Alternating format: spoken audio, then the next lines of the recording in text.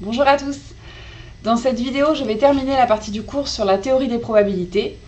Il me reste uniquement à vous définir ce qu'est la corrélation de deux variables aléatoires et à vous présenter les lois aléatoires usuelles qui interviennent en sciences du vivant et dont nous allons avoir besoin pour la suite du cours sur les tests statistiques. Nous avons vu dans notre dernier cours en présentiel que deux variables aléatoires x et y pouvaient être indépendantes. Et ça signifie que les valeurs prises par x ne changent pas la probabilité que y prenne telle ou telle valeur. Alors le cas contraire, si on veut, ce serait si y et x sont liés de manière linéaire. C'est-à-dire y est simplement a fois x plus b. Alors ce n'est aucunement le seul cas de variable aléatoire dépendante qu'on puisse avoir, mais c'est l'exemple le plus simple de liaison qu'on puisse avoir entre deux variables aléatoires. Et pour mesurer si deux variables aléatoires sont dans le cas d'indépendance ou dans le cas extrême qui est de liaison linéaire, on calcule ce qu'on appelle le coefficient de corrélation linéaire, qui est ce coefficient-là, donc je vais revenir sur la définition, et c'est un coefficient qui prend ses valeurs entre moins 1 et 1. Donc en valeur absolue, il est au plus égal à 1.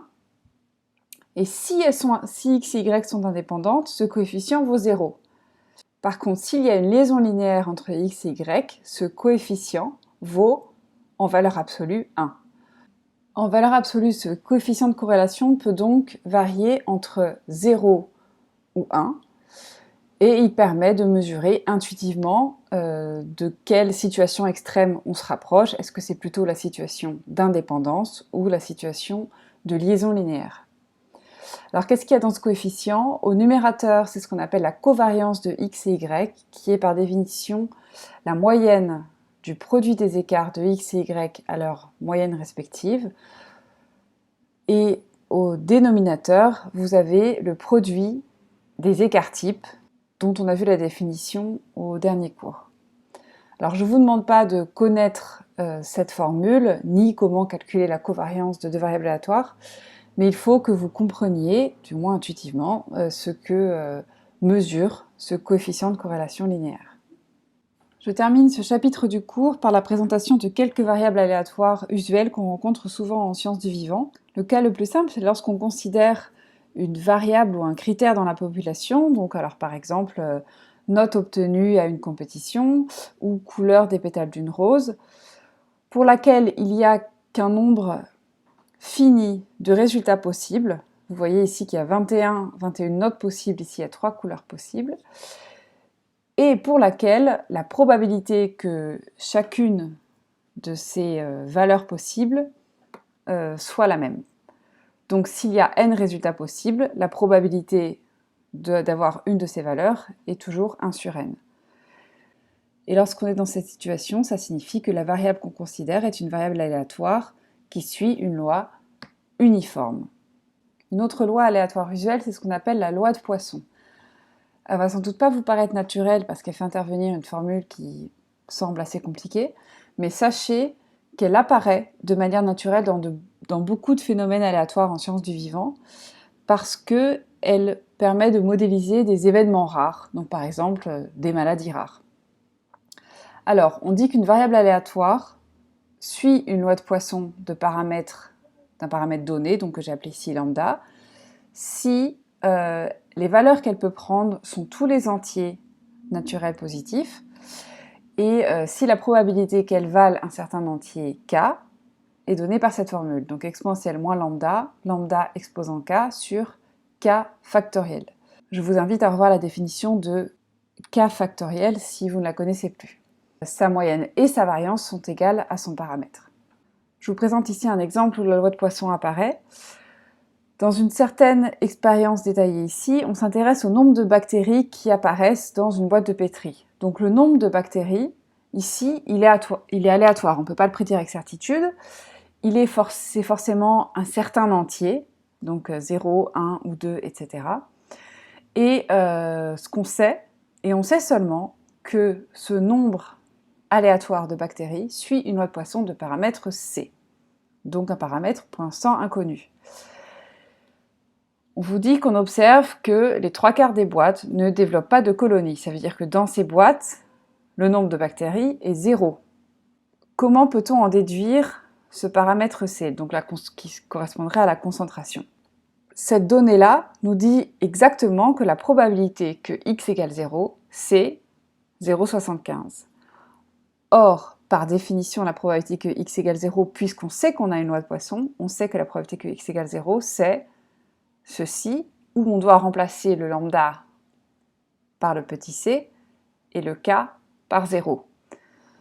C exposant 0 par convention, ça fait 1, et 0 factoriel, également par convention, ça fait 1. Donc, P que x égale 0, c'est exponentielle moins c, dont on peut déduire immédiatement que c égale 0,29.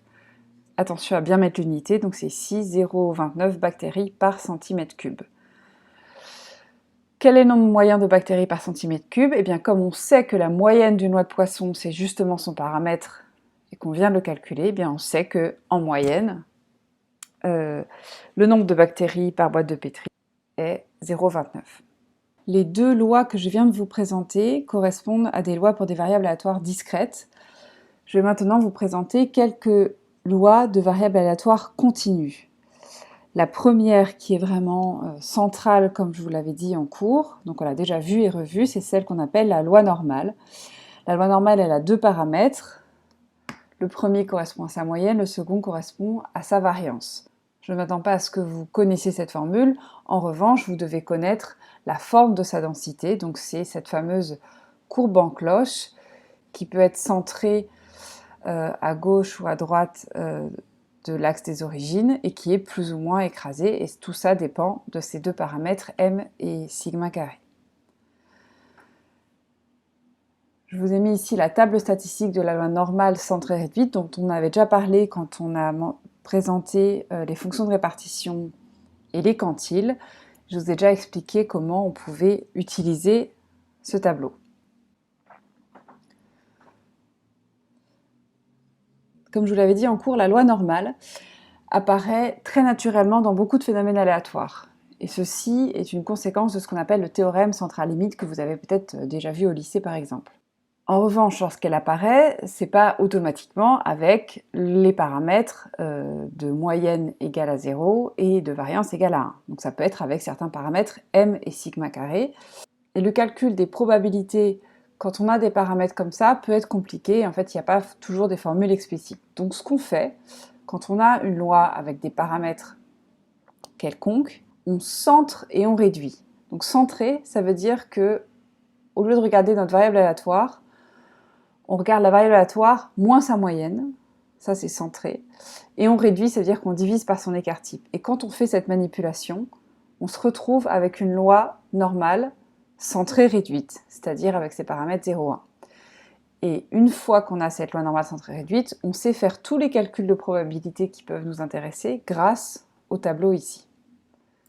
Dans cet exemple, le poids d'un nouveau-né en grammes est une quantité aléatoire, mais on suppose qu'elle suit une loi normale avec ses paramètres. Sachant ceci, on aimerait connaître la probabilité qu'un nouveau-né pèse plus de 4 kg, autrement dit plus de 4000 grammes. On ne peut pas calculer cette probabilité directement, puisque la loi normale que l'on a n'est pas la loi normale centrée réduite. Donc on se ramène à la loi normale centrée réduite en soustrayant la moyenne et en divisant par l'écart type. Et on peut faire ceci à droite et à gauche de l'inégalité sans changer l'inégalité. Donc cette probabilité est égale à cette probabilité. Ce terme ici est égal à 2. Donc on doit maintenant calculer la probabilité qu'une loi normale centrée réduite soit plus grande que 2. Et ça, on peut le faire grâce au tableau de la page précédente, la table statistique, puisque cette table nous donne les probabilités d'être plus petit que n'importe quel seuil. En l'occurrence, le seuil qui nous intéresse, c'est 2, et on va déduire cette probabilité de l'événement, de la probabilité du complémentaire, donc 1 moins la probabilité d'être plus petit que 2. On cherche dans le tableau 2,00. Donc les deux premiers chiffres qui nous intéressent sont 2,0, et le troisième est donné dans ces colonnes. Donc la probabilité qui nous intéresse, probabilité d'être inférieure ou égale à 2, est ici, 0,9772. La probabilité finale demandée ici est donc 0,0228.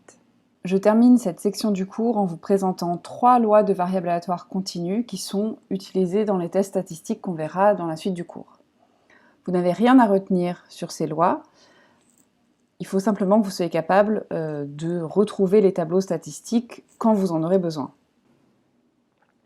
La première loi s'appelle la loi du qui de, et son paramètre, on l'appelle les degrés de liberté.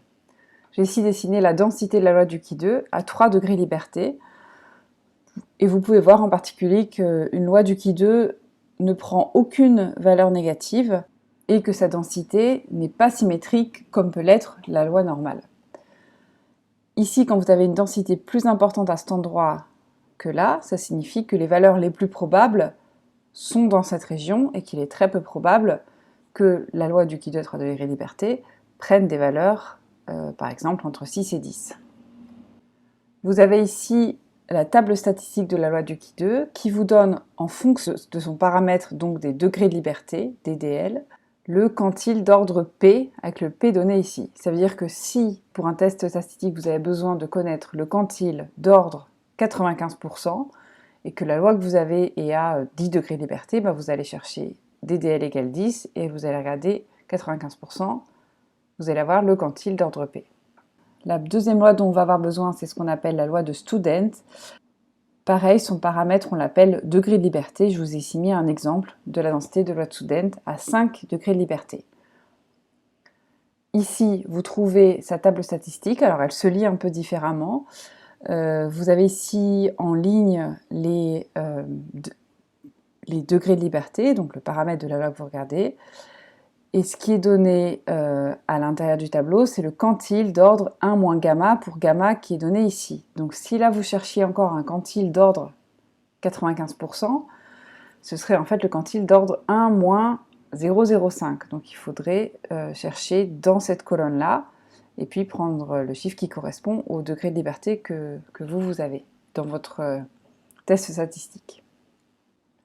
La dernière loi que je vais vous présenter, c'est la loi de Fisher, qui elle a 2 paramètres, qu'on appelle aussi degrés de liberté. J'ai représenté là la densité de la loi de Fisher à 5 et 2 degrés de liberté. Vous avez ici la table statistique de la loi de Fisher, qui ne vous donne que les quantiles d'ordre 95%, en fonction des 2 degrés de liberté de votre loi. Donc le premier degré de liberté se lit ici, et le second, celui-là, et à l'intersection, vous trouverez le quantile qui vous intéresse si vous cherchez un quantile d'ordre 95%.